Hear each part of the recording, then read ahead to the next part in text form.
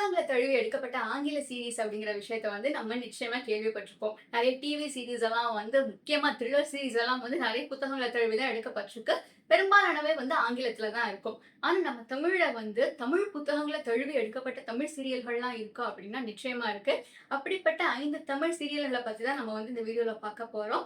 இந்த 5 சீரியல்கள்லயுமே ஒரு mystery serial, ஒரு ஹாரர் சீரியல், ஒரு அழகான காதல் கதை, ஒரு குடும்ப சம்பந்தப்பட்ட சீரியல், அதாவது குடும்ப பின்னணியில் அமைக்கப்பட்ட கதை அப்படின்னு சொல்லி ஒரு மிக்சரா தான் எடுத்திருக்கேன். நான் முதல்ல சொல்லப்போற சீரியல் 2002ஆம் ஆண்டுல சன் டிவில ஒளிபரப்பான ஒரு சீரியல். இந்த கதை ஒரு ஹாரர் த்ரில்லர் மிக்ஸ்டான ஒரு வகைரால வரும். 2 வருஷங்கள்ல இந்த கதை நடக்குது. 1701 அப்படிங்கிற ஒரு வருஷம், நேரா 300 வருஷம் கழிச்சு 2002 அப்படிங்கிற வருஷம் 1701ல ஒரு பாபா அவர்கள் ஒரு கிராம பகுதிக்கு வர்றாரு, ஒரு சின்ன கிராமத்துக்கு. அவர்கிட்ட வீணை ஒண்ணு இருக்கு. அந்த வீணை சாதாரண வீணை கிடையாது. அதுக்கு நிறைய ஹீலிங் பவர்ஸ் எல்லாம் உண்டு. நிறைய மந்திர சக்திகள்லாம் உண்டு அதுக்கு. இந்த இசைக்கு பின்னாடி நிறைய நிறைய மர்மங்கள்லாம் வேற இருக்கும். அவர் சிவபெருமான் கிட்ட அந்த வீணையை ஒப்படைக்கணும் அப்படின்னு சொல்லிட்டு தான் அவர் வர்றாரு.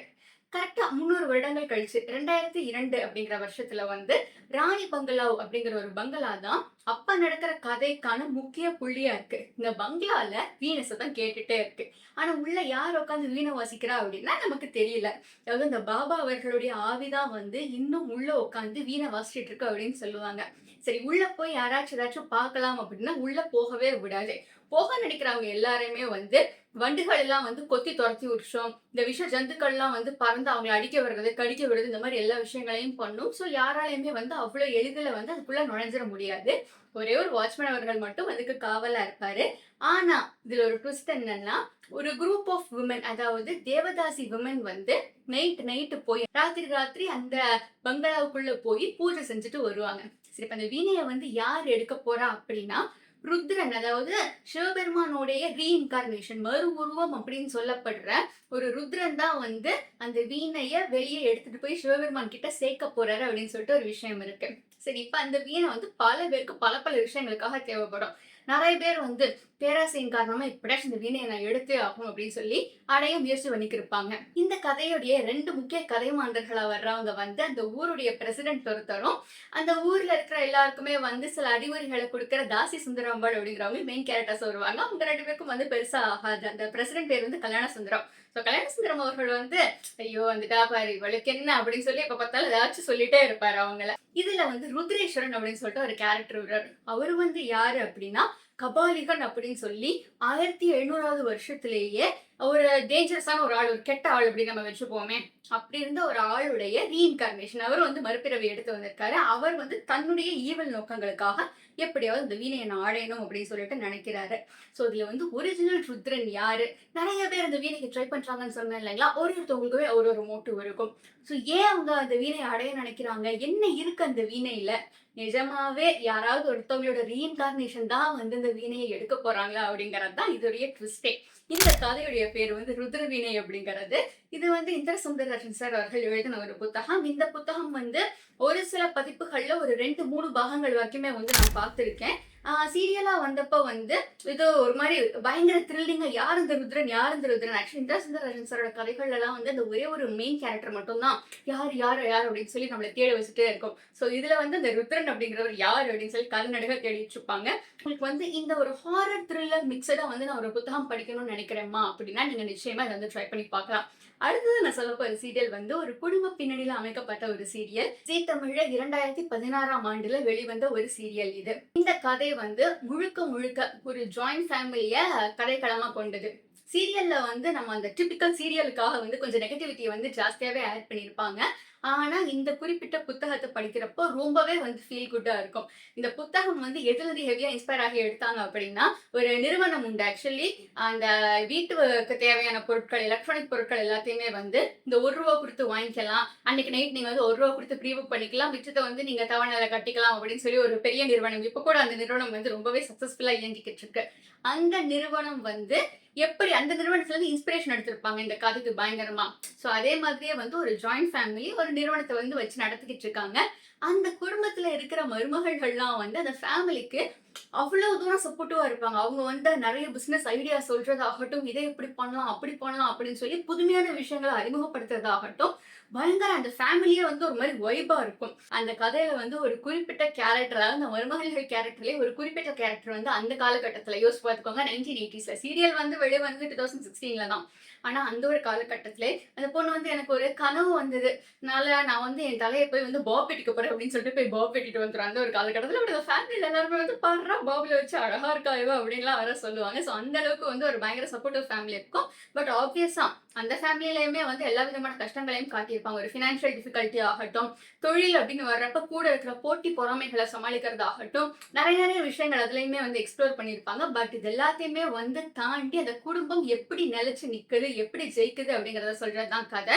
ஆக்சுவலி புத்தகத்திலயுமே வந்து 2 மெயின் கேரக்டர்ஸ் இருப்பாங்க. நாகராஜன், வேதவள்ளி அப்படின்னு சொல்லிட்டு. அந்த 2 மருமகள்கள்ல ஒருத்தவங்க வந்து சாண்ட்ரா எமி அவர்கள். ஆக்சுவலி இப்ப வந்து பிக் பாஸ்ல அவங்களுக்கு வந்து லைக் நெறைய நெகட்டிவிட்டி இருக்கும் போல இருக்கு. I don't actually follow Big Boss. நான் பார்க்கலாம் மாட்டேன். எனக்கு அந்த பழக்கம் கிடையாது. பட் இன்ஸ்டாகிராம்ல வந்து நம்ம பார்க்குறப்ப வந்து இவங்கள வச்சு தான் வந்து பயங்கரமான மீம்ஸ் எல்லாம் போட்டிருப்பாங்க. ஸோ இதுக்கான கன்டென்ட் எடுக்கிறப்ப எனக்கு அதான் ஸ்ட்ரைக் ஆச்சு. ஸோ அது வந்து நமக்கு பயங்கரமா கனெக்ட் ஆகும். அவங்க வந்து அதுல ஒரு நல்ல வில்லியா தான் பண்ணியிருப்பாங்க அவங்க ஆக்சுவலி. இந்த சீரியலுடைய பேர் வந்து தலையணை பூக்கள். புத்தகத்துடைய பேரும் வந்து தலையணை பூக்கள் தான். எழுதினவர் வந்து பாலகுமாரன் அவர்கள். பாலகுமாரன் சார் வந்து இந்த மாதிரி ஒரு ஃபேமிலி ஸ்டோரீஸ் ஆகட்டும், நமக்கு தன்னம்பிக்கையை ஊட்டக்கூடிய கதைகள் ஆகட்டும், எல்லாத்தையுமே வந்து பயங்கரமா எழுதியிருப்பாரு. நம்ம வந்து இந்த வருஷம் பேசின 26 புத்தகங்கள், அதாவது 2026ல படிக்க வேண்டிய 26 புத்தகங்கள் லிஸ்ட்ல வந்து நம்ம பாலகுமாரன் சாருடைய ஹிஸ்டாரிக்கல் ஃபிக்ஷன் புத்தகமான உடையார் அப்படிங்கிறத நம்ம வந்து வச்சிருந்தோம். ஸோ உங்களுக்கு தேவைப்படுதுன்னா அந்த வீடியோ வந்து நீங்க செக் அவுட் பண்ணிக்கோங்க. நான் அந்த லிங்க் ஃபர்ஸ்ட் கமெண்ட்ல கொடுத்துட்றேன். 3வதா நான் சொல்லப் போற சீரியல் வந்து தேவதாசிகள பத்தின ஒரு சீரியல். ஆக்சுவலா நம்ம சேனல்ல வந்து தேவதாசிகளுடைய வரலாறு, அதாவது தேவரடியார் வரலாறு அப்படின்னு கவிஞரா வெண்ணிலா மேடம் அவுட் அண்ட் அவுட் பண்ண ரிசர்ச் ஒர்க்க பத்தி நான் ஒரு தனி வீடியோவாவே பேசியிருக்கேன். நிச்சயமா வந்து போன வருஷம் படிச்ச புத்தகங்கள்ல வந்து இந்த டாப் 10 புத்தகங்கள்லயுமே அந்த புத்தகத்துக்கு டெஃபினட்டாவே ஒரு தனி இடம் இருக்கும் அப்படின்னு நான் சொல்லியிருந்திருப்பேன். ஸோ அந்த புத்தகம் வந்து நீங்க கிடைச்சிச்சு அப்படின்னா நீங்க டெஃபினட்டாவே வாங்கி படிங்க. ஏன்னா இப்ப வந்து கேஷுவலா ஒரு ஸ்லாங் வேர்டா யூஸ் பண்ணப்படுற ஒரு கெட்ட வார்த்தை வந்து ஒரிஜினலாவே எப்படி வந்தது, அவங்க எல்லாம் யாரு அப்படிங்கறத சொல்ற விஷயங்கள் எல்லாமே வந்து அந்த புத்தகத்துல ரொம்ப அழகா எக்ஸ்பிளைன் பண்ணியிருப்பாங்க. ஸோ இந்த கதையிலயுமே வந்துட்டு அதாவது 2 குடும்பங்கள் இருக்கும். ஒரு தாசி குடும்பம், ஒரு பிராமண குடும்பம். அதாவது ஒரு ஐயருடைய குடும்பம் வந்து இருக்கும். தாசி குடும்பத்துல வந்து 3 பெண்கள் இருப்பாங்க. மனோன்மணி, கிருஷ்ணவேணி, மீனாட்சி. அதாவது பாட்டி, அவங்களுடைய மகா, அதாவது அவங்களுடைய பேத்தி. இவங்க 3 பேர் தான் இந்த தாசி குடும்பத்தை சேர்ந்தவங்க. அவங்க வந்து 15 வருடங்களுக்கு முன்னாடி ஒரு குறிப்பிட்ட ஊரை விட்டு வந்து வெளியே துரத்தப்படுறாங்க. 15 வருடங்கள் கழிச்சு அவங்க வந்து திருப்பி அந்த ஊர் மண்ணில் வந்து காலெடுத்து வைக்கிறாங்க. அந்த பாட்டி வந்து அந்த ஐயர் குடும்பத்தை வந்து எப்படியாவது பழிவாங்க அப்படின்னு சொல்லிட்டு வருவாங்க. அந்த ஐயர் குடும்பத்துல மிக பிரதானமா இருக்கிற 3 ஆண் கதாபாத்திரங்கள் இருப்பாங்க. ருத்ரமூர்த்தி, சுவாமிநாதன், சுந்தரேசன் அப்படிங்கிறவங்க தான் அந்த 3 பேருமே. ஸோ அவங்க 2 பேருமே வந்து முன்னாடி காலகட்டங்கள்ல பயங்கர நெருங்கிய நண்பர்களா இருந்திருப்பாங்க. ஆனா என்ன பிரச்சனையாச்சு அவங்க 2 பேருக்கு? அதாவது உன் மூஞ்சிய கண்டாலே நான் வந்து உன் மூஞ்சிலே முழிக்க மாட்டேன் அப்படின்னு சொல்ற அளவுக்கு என்ன பிரச்சனை அவங்க 2 பேருக்குள்ளயுமே நடந்தது அப்படிங்கிறது அதோடைய மைய கருவம். இதுல வந்து அந்த காலத்துல இருந்த சொசைட்டல் டிஃபரன்சஸ் எல்லாத்தையுமே வந்து பயங்கரமா எக்ஸ்ப்ளோர் பண்ணியிருந்திருப்பாங்க. இதுவும் வந்து ஒரு சன் டிவி சீரியல் தான். எந்த அளவுக்கான டிஃபரன்சஸ பேசியிருப்பாங்கன்னா, அந்த ஐயர் குடும்பம் சொன்னேன் இல்லைங்களா? அந்த ஐயர் குடும்பத்துல ஜெமினி கணேசன் சார் எல்லாம் வந்து ஆக்சுவலி இதுல வந்து ஆக்ட் பண்ணியிருப்பாரு. Gemini Ganesan sir, Nalini madam, Ranjitha ma'am நிறைய பேர் இதுல வந்து ஆக்ட் பண்ணியிருப்பாங்க. லைக் அந்த காலகட்டத்துல இருந்த ப்ராமினன்டான ஆக்டர்ஸ் பல பேர் இந்த சீரியல்ல வந்து வந்திருப்பாங்க. அவங்க வந்து அந்த ஐயருடைய குடும்பத்துடைய மெயின் ஹெட் அவர் வந்து தன்னுடைய மருமகள் கிட்ட வந்து சொல்றாரு. அவங்களுக்கு வந்து ஏற்கனவே வந்து 5 பொம்பளை பிள்ளைங்க இருக்கும். ஸோ 6வதா வந்து ஒரு பையன் கிடைக்கல அப்படின்னா என்னுடைய மகனுக்கு நான் மறுதிருமணம் செஞ்சு வச்சிருவேன் அப்படின்னு சொல்லுவாரு. அப்ப அந்த காலகட்டத்துல யோசிச்சு பார்த்துக்கோங்க. கிட்டத்தட்ட வந்து ஒரு மாதிரி மிரட்டல் அளவுக்கு கொண்டுட்டு வந்துருவாங்க. இப்ப பாரு பையன் இல்ல அப்படின்னா அவ்வளவுதான் அப்படின்னு சொல்லிட்டு 6வதா வந்து லக்கிலி அவங்களுக்கு வந்து ஒரு பையன் அவங்களுக்கு கிடைக்கும். பட் இதுக்கு பின்னாடி இருக்கிற மர்மம் என்ன? ஏன்னா வந்து ஒரு பெரிய விஷயம் நடந்திருக்கும். இப்பல்லாம் வந்துட்டு குழந்தைகள ஸ்வாப் பண்றது அப்படிங்கிறது நெறைய கதைகளுடைய மையக் கருவா இருக்கு. இப்ப பிறந்த அந்த குழந்தையும், இந்த குழந்தையும் வந்து மாத்தி வச்சுருவாங்க. இந்த ஆலா வைகுந்த புறம்ல தெலுங்கு படத்துல மாத்தி வைக்கிற மாரி தான். ஸோ இதுலயுமே வந்து கிட்டத்தட்ட அப்படி ஒரு பெரிய சம்பவம் நடந்திருக்கும். இந்த சீரியலுடைய தலைப்புமே வந்து கிருஷ்ணதாசி அப்படிங்கிறது தான். ஒரு கட்டத்துல வந்து இந்த குடும்பத்துல இருக்கிற பொண்ணு வந்து அந்த குடும்பத்துக்கு கல்யாணம் பண்ணிட்டு போயிரும். 2 பேரும் லவ் எல்லாம் வேற பண்ணுவாங்க. அதாவது இந்த குடும்பத்துடைய பேத்தியும் அந்த குடும்பத்தோட பேரும் கல்யாணம் பண்ணிட்டுலாம் வேற போயிரும். ஒரு கட்டத்துக்கு அப்புறம் தான் வந்து இந்த உண்மை ரிவீல் ஆகும் ஆக்சுவலி. குழந்தைங்கள வந்து பர்த்டே ஸ்வாப் பண்ணி இருந்திருப்பாங்க. ஆனா நல்ல எண்ணத்துல தான் பண்ணுவாங்க இவங்க. ஏன்னா 6வது வந்து அங்கிட்ட பெண் குழந்தை தான் பொறக்கும். ஸோ பெண் குழந்தை பிறந்தா அந்த பிள்ளை வாழ்க்கை வீணா போயிரும் அப்படின்னு சொல்லி அந்த பெண் குழந்தையையும் இங்கிட்டு பிறந்த அந்த ஆண் குழந்தையும் வந்து ஸ்வாப் பண்ணிடுவாங்க. ஆனா இந்த குழந்தையோட அப்பா யாரு அப்படிங்கறத புத்தகத்துடைய கடைசி வரைக்கும் ரிவீல் பண்ணாமே தான் வச்சிருப்பாங்க. ஏன்னா இந்த பொண்ணு மீனாட்சி வந்து கேட்டுட்டே இருக்கும், என் அப்பா யாரு யார் யார் அப்படின்னு சொல்லி கேட்டுட்டே இருக்கும். அதை ஏன் ரிவீல் பண்ணல அப்படிங்கிறதுக்கான ஒரு ட்விஸ்டும் இருக்கு. அதாவது நான் சொல்ல போறது வந்து ஒரு காதல் கதை. அதாவது ஸ்டார் விஜய்ல கிட்டத்தட்ட ஒரு 10, 15 வருடங்கள் முன்னாடி வந்த ஒரு அழகான காதல் கதை. பல தரப்பினராலும் வந்து விரும்பி பார்க்கப்பட்ட ஒரு சீரியல் இது. ஆக்சுவலி ஒரு ப்ராப்பர் லவ் ஸ்டோரி. அதாவது கல்யாணத்துக்கு அப்புறம் வந்து காதல் வந்தா எப்படி இருக்கும் அப்படிங்கிறத சொல்ற மாதிரி கதை. இதுவும் வந்து ஒரு நாவல தழுவி எடுக்கப்பட்டது தான். ரமன், இஷிதா அப்படின்ற 2 வேறு வேறு பெர்ஸ்பெக்டிவ்ஸ், 2 வேறு வேறு பின்புலங்கள்ல இருந்து வர இண்டிவிஜுவல்ஸ் தான் இதோட மெயின் கேரக்டர். ரமன் அவருக்கு வந்து ஷகுன் அப்படின்னு சொல்லிட்டு ஒரு மனைவி இருந்திருப்பாங்க. பட் இப்போ வந்து அவங்களுக்கு டிவோர்ஸ் ஆயிருக்கும். ஏன்னா ஷகுன் வந்து ரமன் அவர்களுடைய பாஸ் கூட ஒரு அஃபேர் வச்சுட்டு இருந்திருப்பாங்க. இந்த ரமனுக்கும் ஷகுனுக்கும் வந்து 2 குழந்தைங்க வேற இருப்பாங்க. முதல் பையன் பேர் வந்து அர்ஜுன், 2வது குழந்தை பேர் வந்து ரூஹி அப்படிங்கிறது. அர்ஜுன் வந்து ஒரு 10 வயசு பையன், ரூஹி வந்து ஒரு சின்ன குழந்தை. அதே இங்கிட்டு இஷிதா அப்படிங்கிற இந்த கேரக்டருக்குமே வந்து ஒரு ஒரு பேட் மேரேஜ்ல இருந்து அவங்க வெளியே வந்திருப்பாங்க. ஸோ 2 பேருமே வந்து கல்யாணம் பண்ணிக்கிறாங்க. இவங்களுடைய வாழ்க்கையில அதுக்கப்புறம் என்ன நடக்குது? 2 பேரோட ஃபேமிலிஸுமே வந்து பயங்கர கான்ட்ராஸ்டிங் பேக்ரவுண்டா இருக்கும். ஸோ அதுக்கப்புறம் வந்து இவங்க 2 பேரும் எப்படி ஒருத்தர் ஒருத்தர் புரிஞ்சுக்க ஆரம்பிக்கிறாங்க? என்ன நடக்குது அதுக்கப்புறம்? ஆக்சுவலி ரமனோட வாழ்க்கையில வந்து ரமன் என்னென்ன விஷயங்கள்லாம் இல்லன்னு நினைக்கிறாரோ, அது எல்லாமே வந்து இஷிதாவா தான் இருப்பாங்க. இஷிதா குடுக்குற அன்பு, இஷிதா காட்டுற அந்த அந்த குடும்பத்து மேல அவங்க காட்டுற அந்த கன்சர்ன் எல்லா விஷயங்களுமே வந்து ரமனோட மனசை எப்படி மாத்துது? இஷிதா வந்து ஒரு மாதிரி ரொம்ப ஒரு மோசமான ஒரு ஒரு டிவோர்ஸ் அண்டர்கோ பண்ணி தான் அவங்க வந்து வந்திருப்பாங்க.